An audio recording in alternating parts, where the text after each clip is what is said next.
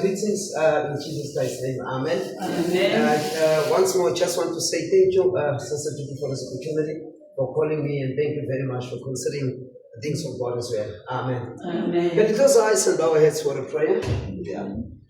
Lord, it's a gracious Heavenly Father, at any given time, at any given place of any Lord, the word of God is more than enough to defeat the enemy, Lord.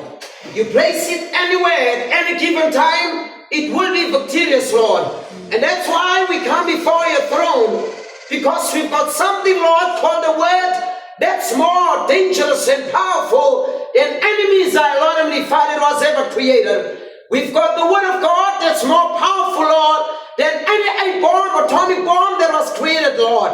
That's why when the word said, let it be, and things got burst into order, that was the missile of God. That was the atomic bomb of God. En Vader, ons bid dat U se eer, sien U se woord in Jesus se naam. In die naam van die Allerhoogste, Here, U word hartlik uitgenooi in Jesus se naam nou tot in ewigheid sê ons aan sê. Amen. Amen. Yeah. I'm conscious of the time. I would like to read the book of Isaiah.